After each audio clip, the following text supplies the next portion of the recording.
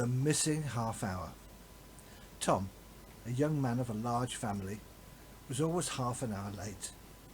He had tried to overcome this affliction for many years by tying strings to his fingers and buying watches that he wore up and down his sleeve. Some of these had alarms, so that when you were standing next to him, he would suddenly start ringing or buzzing, but even this didn't help. He would forget what the errand was that had made him set the alarm in the first place. And when he remembered, even though he hurried, he still arrived half an hour late. Because of this, he had never been able to hold down a job for long, and he was the disgrace of his family. The family were all ashamed of him, and each time he failed to appear on time, his 6 older brothers and sisters would all shout at him, call him useless, and leave him crying alone in his room. They gave him his nickname, and soon everyone in the village knew it. He had become Tardy Tom. At last Tom went to the home of a certain rabbi who was renowned for being able to help solve people's personal problems. He begged the rabbi to help him overcome his tardiness, to give him some lessons or prayer that he could memorize and thereby start arriving on time. The rabbi heard Tom's story in silence. "Why is it so important that you become punctual?" he asked finally. "Why, so that my brothers and sisters will respect me," Tom said. "If I learned to be on time, then I could have a job, and just as they do, and they would think more of me." "I will help you," said the rabbi. Ask all of them to come here to meet you and me at exactly 6 o'clock this evening." Overjoyed, Tom went to each of his siblings and told them what the rabbi had said. All of them agreed, but with a sour face. They knew Tardy Tom was beyond any help. Tom spent the afternoon in eager expectation. The hours passed slowly. Then, looking at one of his many watches, he realized that it was already 5 to 6. Racing across town, he got caught in the tangle of tents at the market and blocked by a flock of sheep that a careless shepherd had allowed to stray into the road. He stumbled in his haste and so arrived scratched and dishevelled at exactly 6:30. All the brothers and sisters were sitting with the rabbi in his study. When Tom entered, they immediately began shouting at him, "You can't even be on time for such an important meeting as this. You're hopeless. We might as well go home." And as usual, Tom sank into a chair, mumbling apologies and burying his face in his hands. The rabbi spoke. "I have discovered the root of Tom's problem. You see, he is not actually late at all, but on time." "What can you mean, Rabbi?" asked the elder brother. "He is clearly 30 minutes late." The rabbi continued, "By an accident of fate, Tom has been robbed of half an hour. This happened before or soon after his birth. Only God knows that. It is this missing half hour that accounts for what you all see as tardiness." The brothers and sisters were silent in amazement. This was a wise man, telling them something so strange that they found it difficult to accept. At last one of the sisters, nearest in age to Tom, asked, "What can be done about it?" The rabbi beamed. "You all know that family must take care of one another. share their wealth with each member. It so happens that each of you have a normal amount of time. So I ask you to share some of it with your brother. Not much, just 5 minutes each. He told each of them to come forward and to place their hands upon Tom's head, one by one. They were instructed to concentrate on giving the lad a free gift of 5 minutes. In the silence of the study, punctuated only by the ticking of the rabbi's clock, they did this.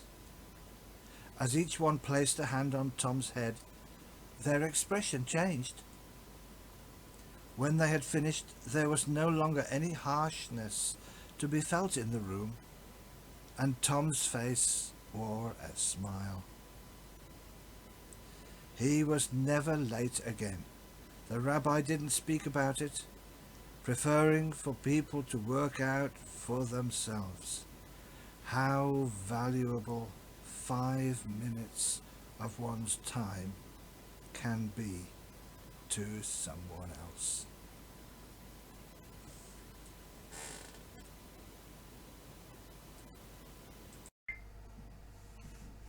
Hello to everyone.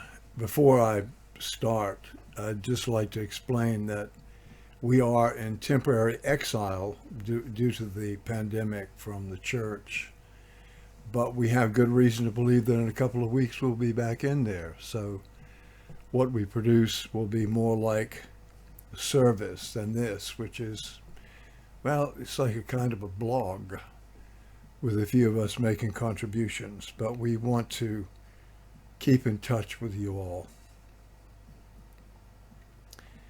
All around you can hear it now these days that as a culture we've lost our grip on something fundamental, and that's called the truth. Whether it's Kellyanne Conway's alternative facts or the shouts of fake news, or maybe just the polarized interpretations of reality in what has been rightly called a culture war, we have to admit now that an agreed upon truth is hard and getting harder to come by.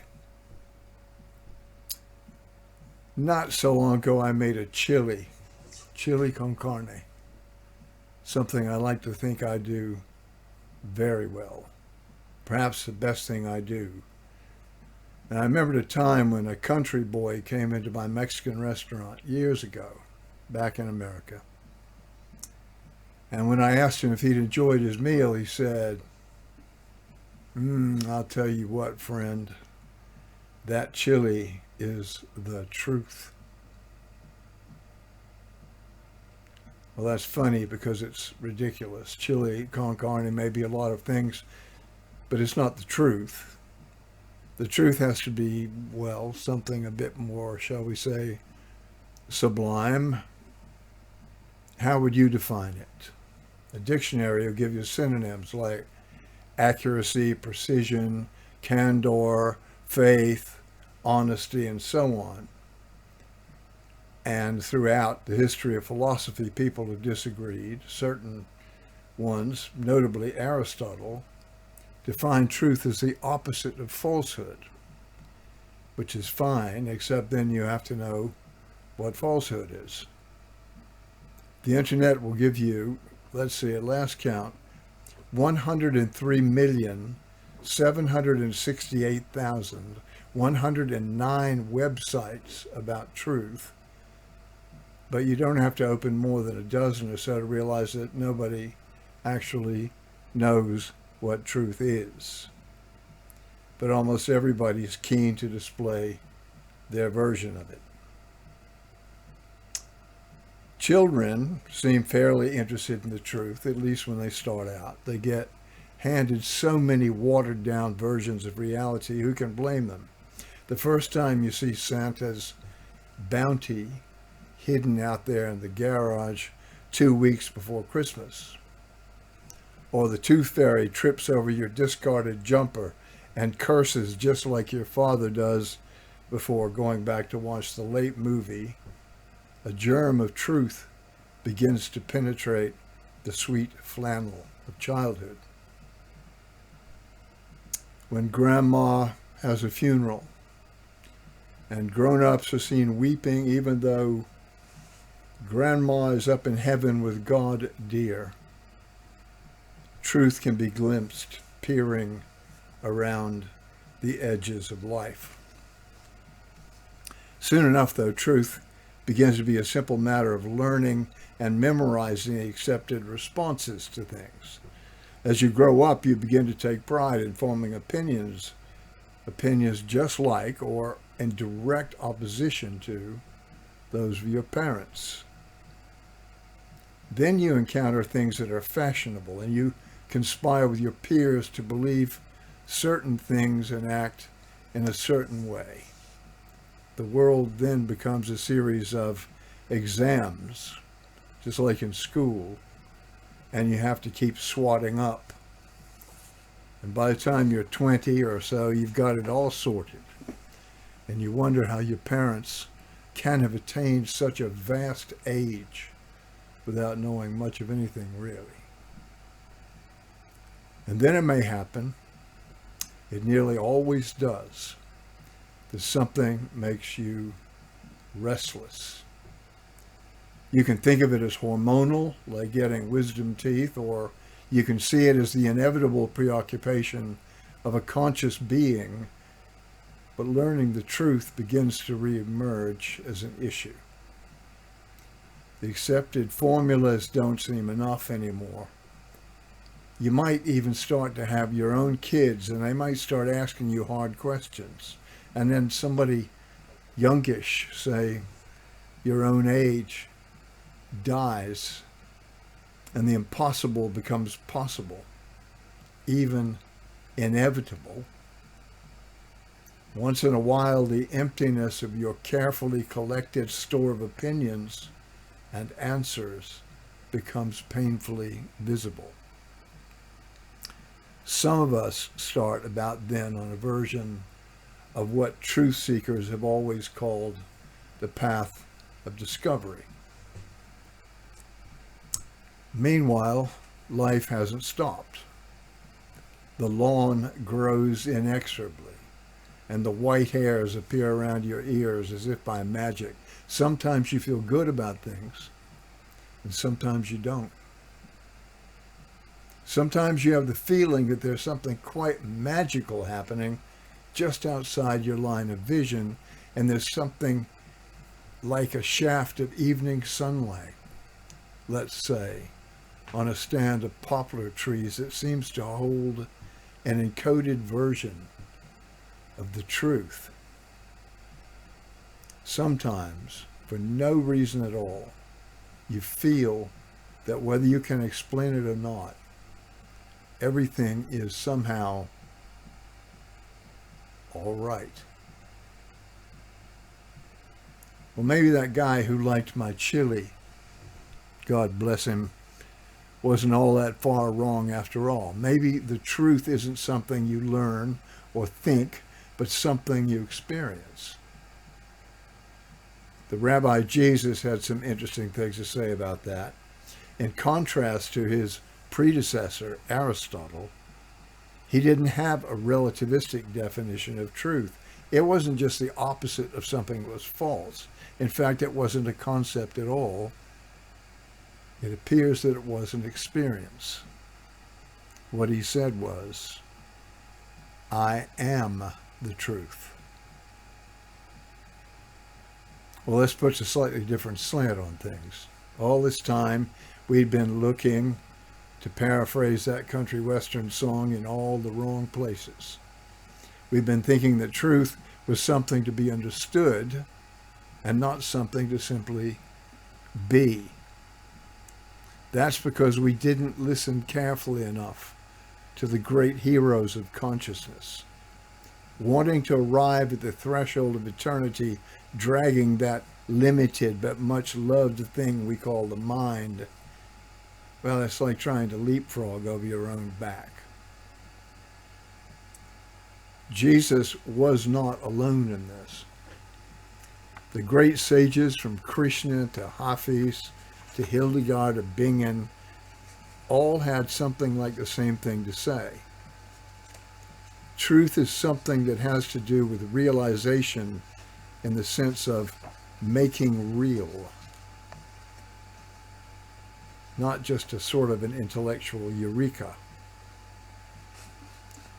Finding the truth, we've been told repeatedly, though ignoring it all the while, is the same thing as finding one's real self. Those who have found themselves in this way often become gurus or saints, not through any craftiness on their parts, but because they are so different from everybody else that you just can't help noticing it. Becoming established in the truth has a certain quality to it, a quality that is unmistakable. Well, if you've never met anybody like that, make an effort. I have, and I'll just have to ask you to take my word for it. Not everybody can attain to that kind of spiritual greatness like the prophets. What it is a gradual process of uncovering from the dust and rubble of one's own experience the truth where it touches us. I've known some great people who would absolutely shudder at the thought of being called a saint, but who nonetheless have emanated that certain quality of being.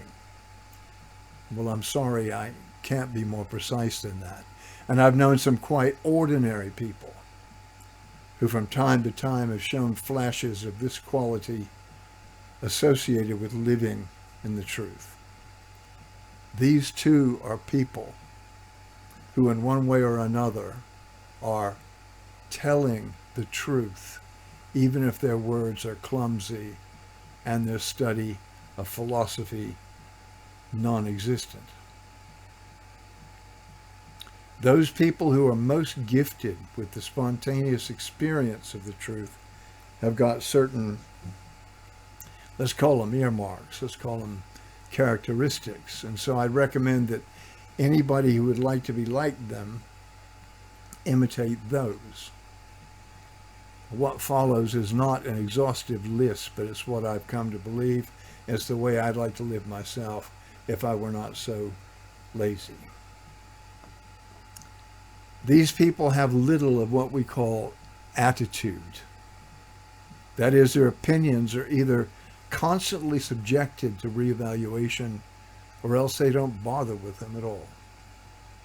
This makes them easy to be around and you find yourself wanting to talk to them. They laugh easily, but not only at clever things.